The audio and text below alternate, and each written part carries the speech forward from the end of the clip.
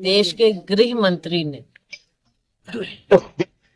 बाबा साहेब का तिरस्कार किया, उन्हें अपमानित किया। देश की संसद में, आज देश की संसद है, हमारा लोकतंत्र है, सब कुछ किसकी देन है? हमारे संविधान।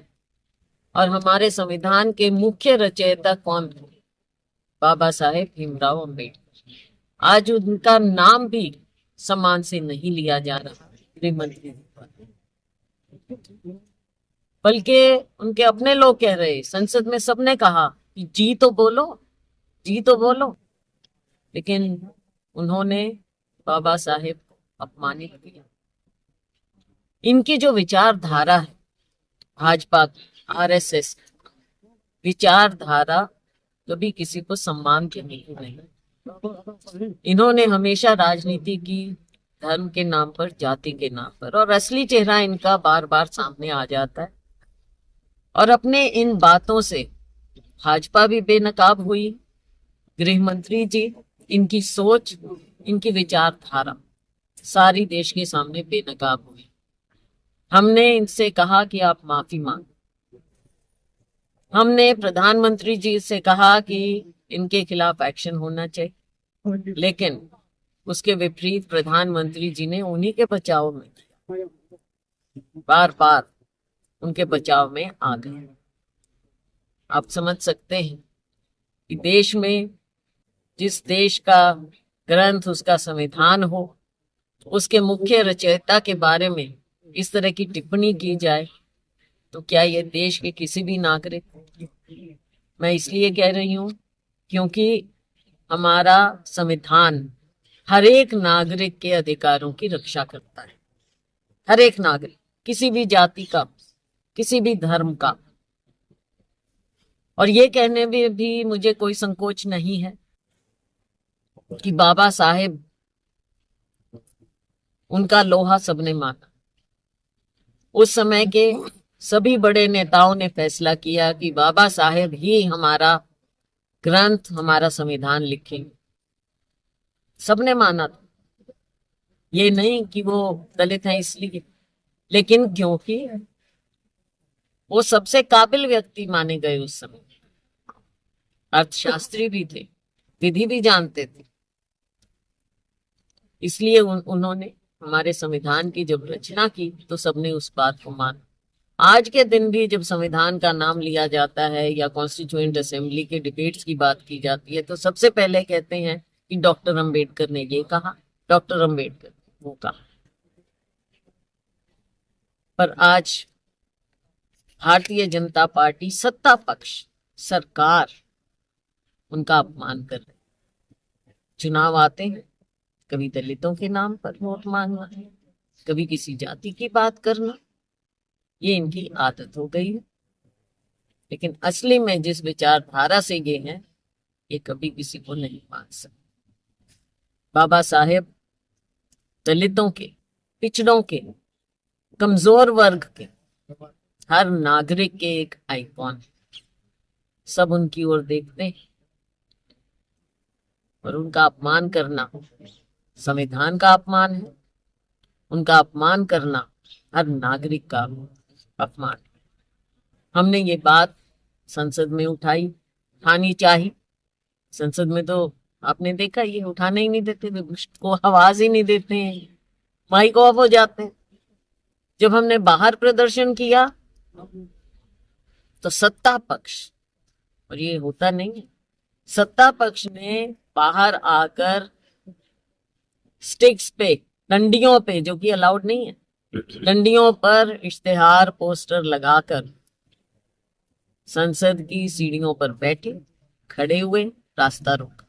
जबकि स्पीकर साहब की साफ तौर पर डायरेक्शन है कि वहां पर स्टेप्स पर, सीढ़ियों पर कोई प्रदर्शन नहीं करेगा।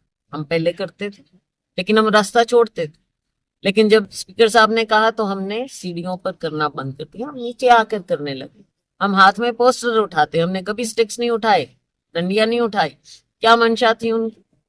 हमने प्रदर्शन किया, शांतिपूर्वक प्रदर्शन किया, और जब हम वहां संसद तक पहुंचे बाबा साहेब की स्टैचू से चलकर, तो उन्होंने हमारा रास्ता भी रोका, सामने नारेबाजी की, धक्का मुक्की किया।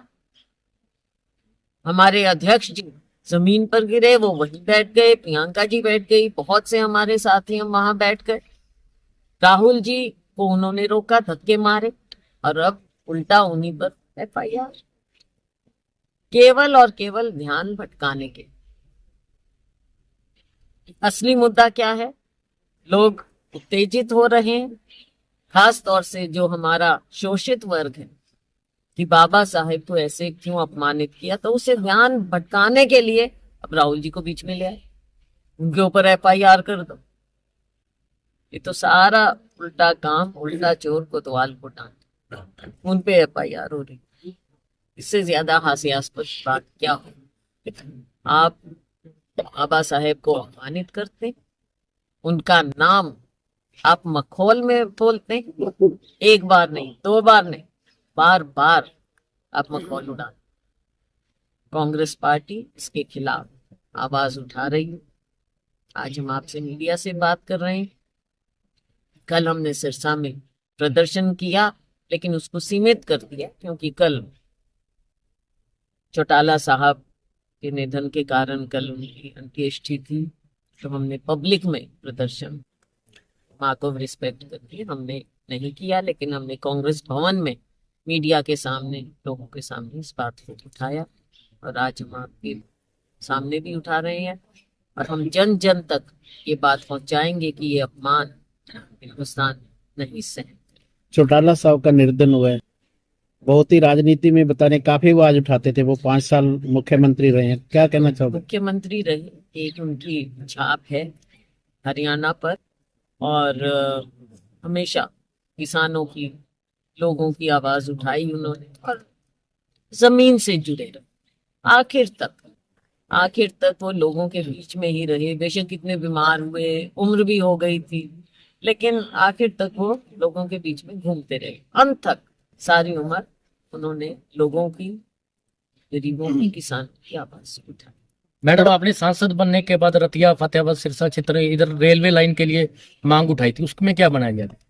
क्या बनना है, हम तो उठाते रहेंगे। 10 साल इनके मिले, कुछ बनाया? एक ईंट लगाई, वायदे भी किए, वो भी पूरे नहीं किए, ना रेलवे लाइन के ना और चीजों के।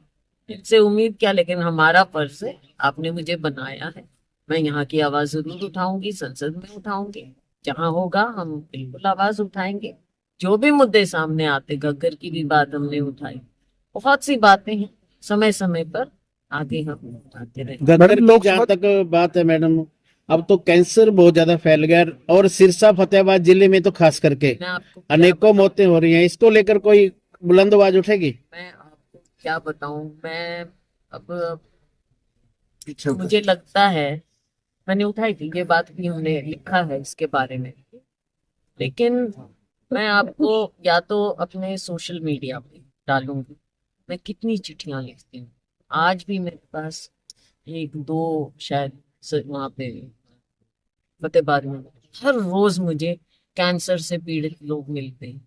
हर रोज मैं माननीय प्रधानमंत्री जी को चिट्ठी लिखती हूँ कि राहत कोष से इनकी मदद की जाए। न जाने कितने कितने मैंने पत्र लिखे हैं माननीय प्रधानमंत्री जी को, अपने इस एरिया में बहुत ज्यादा, क्योंकि ये जो पानी इतना ज्यादा जहरीला हो गया, और इसके बारे में सरकार को कोई चिंता नहीं, लोगों की सेहत से खेल रही है। आने वाली पीढ़ियां भी, आप सोच सकते हैं कि वो पानी जो भी कोई पीता है, इंसान, पशु, जो भी, कहीं ना कहीं उनके सेहत से खेल।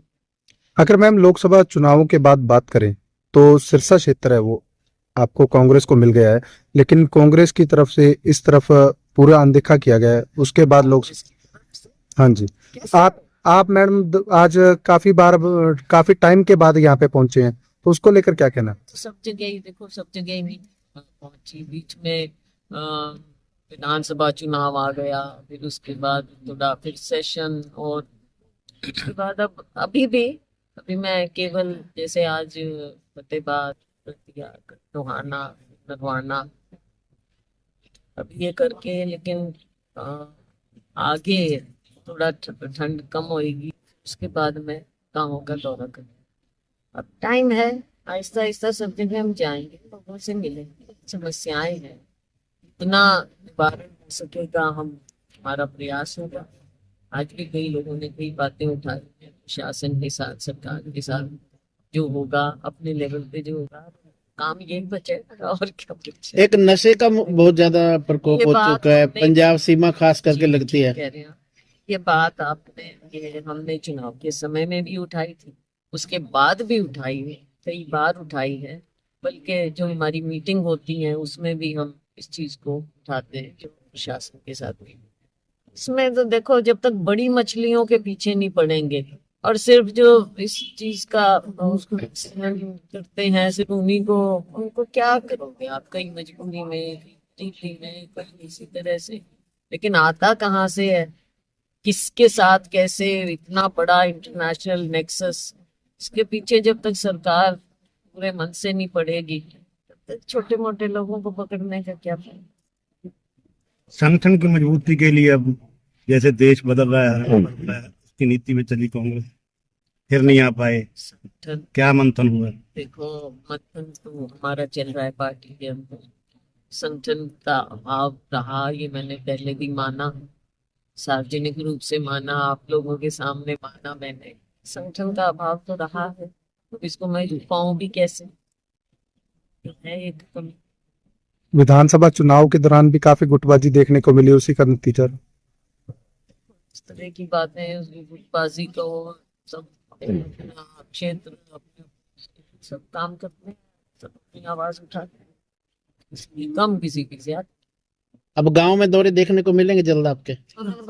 नहीं, इतनी जल्दी नहीं, ठंड सी हो जाए।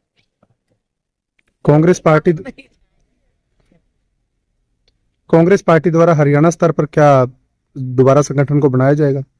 तो हाईकमांड देखेंगे कैसे करना है, नीचे से ऊपर तक अपने तो सारे ही कमी है ना, जी, ब्लॉक से लेके डिस्ट्रिक्ट, सब जगह ही कमी, तो सारे को ही देखना पड़ेगा। जैसे जो हमारे वर्कर इतना काम कर रहे हैं, तो कुछ पहचान मिली, तो हमने बहुत समय से इस बात ठीक। को धन्यवाद। ठीक है।